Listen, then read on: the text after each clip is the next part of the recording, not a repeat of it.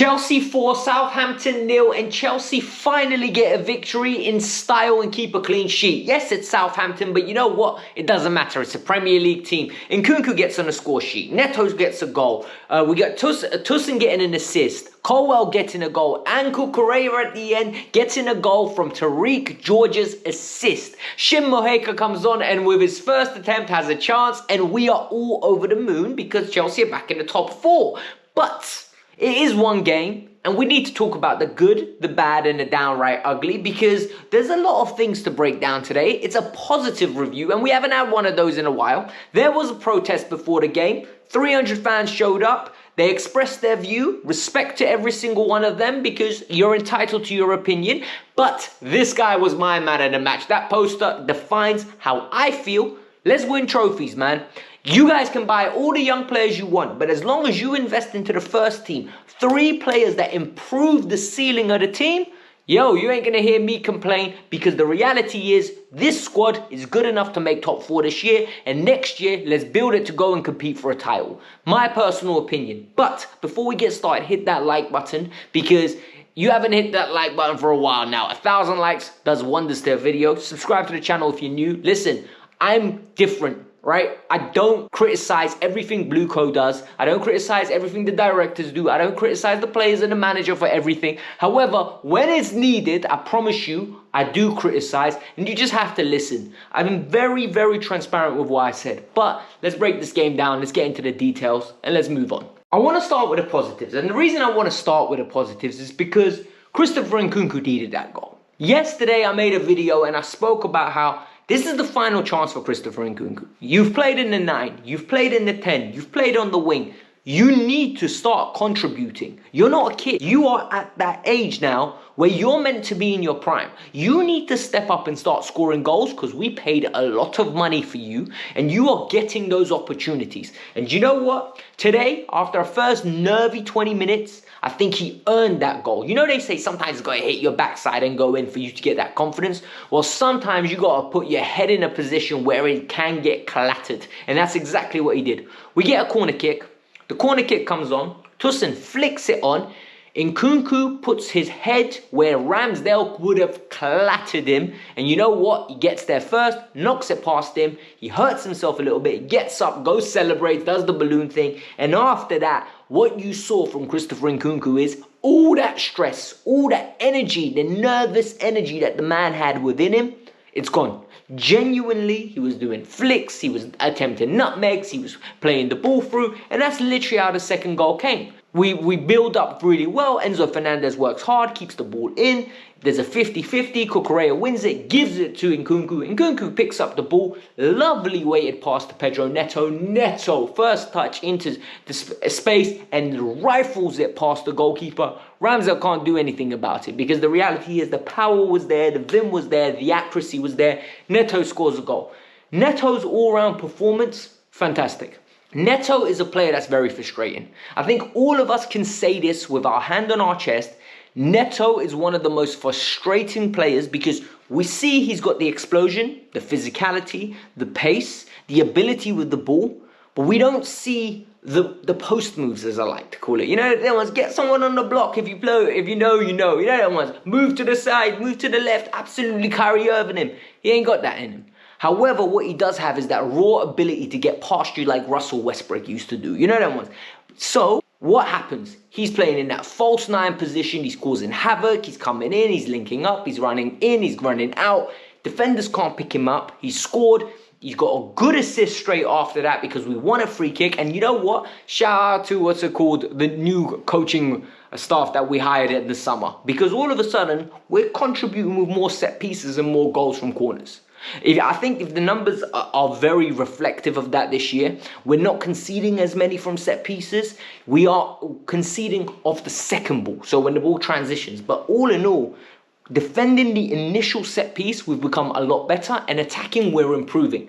This time around, we win a free kick, and Neto puts a delicious ball in. Genuinely, I was just begging someone to go header it, and you know what? Levi Colwell said, no problem, I'll take my jeans and absolutely header it, bruv. He absolutely jumped in jeans, headed it first time, it went in, 3-0, game done. He ran around doing this.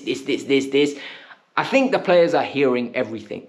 And this is what I mean. Yo, we need to support these players. We need to support these players because these players are young, they're impressionable, and they are on social media. Hey, players, if you men are watching this, Kavkas View backs you lot. Genuinely, this channel here, this community backs you lot because we are here for the good times and we're here for the bad times. Yes, we've won the Champions League before. Yes, we know what those standards are. However, this team needs our support to get back into the Champions League. And once they get back into the Champions League, hopefully we get a few additions and we can back you in the Champions League to go and win it. And look, you can't only support a team in the good times and ignore them in the bad times. This is the bad times, but guess what? Our bad times is fighting for qualification for the Champions League. Let's appreciate that. The next thing we want to talk about, we got a fourth goal, and the fourth goal is something I loved, right? Neto came off, and I was like, take him off. Those hamstrings are going to rip, bruv. This guy can't play 2 games in a week, and we've got him running around left, right, and center. George comes on. George is in that false 9 position, and George, in my opinion, this is his best cameo yet. Confident, expressing himself, picking up the ball, running at people. And you know what I love about him? He's brave. You know, there's a certain man, yeah. Oh, where's Palmer? Let me give the ball to Palmer. Oh, Palmer's the senior player in this team. I need to give him the ball. No, this guy's picking up the ball, first half chance, strikes it in the air. All right, that's fine. You didn't score, but you got into the position. Then there's a transition. Southampton have a corner. Gusto picks up the ball, who also had a very good, secure game today. Runs the length of the pitch, gives the ball to Tariq George. Tariq George, 2-man, nice little cheeky step over, crosses it across goal. And what I loved about this, the cross was directed into a dangerous area. Cucurella calls for it, Nkunku leaves it. Cucurella takes a touch, slots it into the bottom right corner, and all of a sudden it's 4-0. Cucurella gets a hug, everyone runs to Tariq George, smiles all around, and it's a beautiful moment because it's a feel-good atmosphere that we've not had around Stamford Bridge in a while. It's a 4-0 victory. I know people are going to be right, no, it's only Southampton, it's only Southampton. I don't care. I don't care. We're back in the top 4. I'm telling you guys, I'm celebrating every single win like it is pivotal for us to get top 4. The pressure today was massive on the boys. And you know who really epitomized that pressure today? 3 players stepped up today for me in my eyes. Number 1, Enzo Fernandez. Enzo Fernandez's energy levels are unreal. You know what? Enzo Fernandez isn't aesthetically an athlete, right? You don't look at him and go, you know what? This guy is a prototype Michael Ballack. Nah. You look at him run, you're like, this guy isn't very fast. However, he works hard. His vision on the ball is amazing. His passing range is great. He doesn't cheat you. And this is the thing. He might not be Conor Gallagher in the distance covered in terms of pace, but he covers the same amount of distance in the game. He will run around. He'll be absolutely shattered. And we saw a lot of positives from him. And that goal, I think it was the second one, it comes from him keeping the ball in. And people don't want to appreciate that because, oh, it's not an assist, it's not a key pass, but it came from work rate. And Enzo had another good game. The second player, Cucurella. I think Cucurella sets the barometer. Cucurella is our new Azpilicueta. Azpilicueta was never the best player in any team of Chelsea. However, Azpilicueta never cheated you. He led by example, and he always gave you a 7 out of 10. Cucurella is reaching those levels now. No matter what the game's like, 6 out of 10 is the worst you're going to get. 90% of the time, it's a minimum 7. Absolutely phenomenal today again. Just does not cheat you. And the other praise goes to Tosin. Tosin is the anchor of the team. Anchor at 27 is wild. However, it was 0-0. There was a cross that came in and he absolutely headed it out. And it was going straight onto Amugu's, I don't know this striker's name. The ball was coming to him and he was about to destroy one for Southampton. I've never seen him play before. And the ball comes in and Tosin just headers out. And that was pivotal because it was a great opportunity. Then in the second half, every time we pressed them in, ball comes up, Tosin wins another header. Tosin is there. Tosin is shouting. Leadership qualities. He's stepping up. Colwell had a decent game, but I think Tosin had an even better one. On top of that, we saw some appearances from Joshua Chempong. We saw an appearance from Amugu. He looked a little bit nervous. Every time that Donny touched the ball, it looked like you could tell it was his debut. Joshua Chempong, comfortable. Shin Maheka came on, comfortable. George, comfortable. That other kid, hey, I'm telling you now, I understand why he's not playing. I really do, because for me, maybe it's his debut, so it's like he's a little bit nervous. He most probably doesn't even speak English at this moment in time. We haven't seen any interviews or anything from him. So it's one of those things where we need to give him time to settle in, to bed in. And we just know that this is not a player that they acquired for the now. This is a player they acquired for the future. So it is what it is. Now we need to talk about the bad. Because within the bad, there's one thing. And within the ugly, there's another thing, right? I want to talk about the bad. Cole Palmer.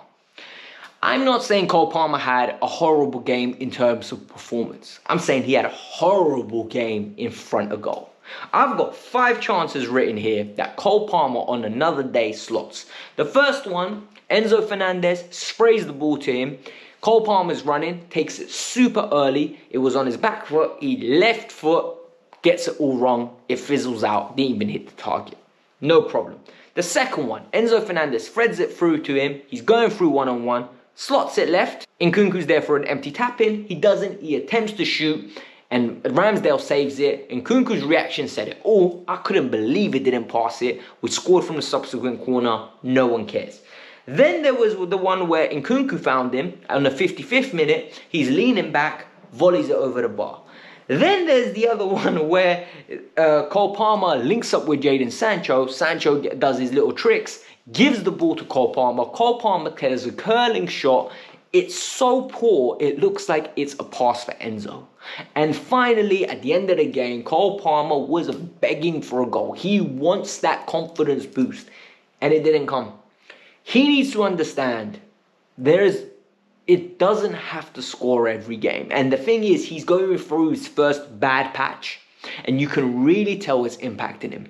Because in his head, he holds himself to the standards that he set. And you know what? I love that. However, those standards are absolutely collapsing him under the pressure. And what needs to happen is Nkunku, Neto, and Sancho, and George at this moment in time are our only forward. They need to carry him through this. Neto and Nkunku stepped up today. Enzo stepped up the other day. However, we need more players to step up with goals and assists because it will reduce the burden on Palmer and hopefully he'll play himself back into form because the confidence will always be there for Cole to try things. The talent is there. It's just a matter of executing, and he wasn't executing today. Against Leicester, I'm confident he'll be back to be his best. Then, the ugly, the fans. We kept a clean sheet today. However, I don't think the fans, to this day now, game week 27, understand what we try to do when we keep the ball with a goalkeeper. I'm going to educate people. If you know, you know. If you don't know, you're going to know now. And the reality is, when Jurgensen has the ball and he stays there, it's not because Jurgensen's clueless and he's nervous. It's his job. Maresca wants him to invite people on.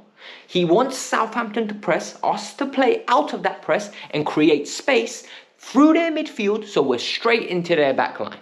However, fans boo, fans groan, fans moan, and all of a sudden, there's nervousness around. The players are nervous, they're getting annoyed. We need to stop. As a fan base, we must stop. You need to understand. We need to back these players. It is unacceptable to go there and just... They're not even playing badly, but you're moaning because of the style of play. This is better than Pochettino's long ball, 50-50s, fighting for our lives every time, no control. We're trying to build something. Support the players. Come on, man. Enough is enough, man. Like, we're not playing poorly. When we play poorly, boo 'em. You paid your money. However, when it's 0-0 and we're trying to go and win this game, on what grounds are you Every time Jurgensen's got the ball. Come on, man. Enough is enough. Listen, today's a good day. It's a positive day. Hit that like button. Subscribe to the channel. And be happy, man. We're back in the top 4. Aston Villa dropped points. Bournemouth dropped points. We have extended our lead over them. And we have a game in hand of Aston Villa. Happy days, man. We got our Chelsea back. That's what people said in December. But we ain't doing that on this channel just yet. Hit the like button, subscribe. Peace out. I'm out. Bye.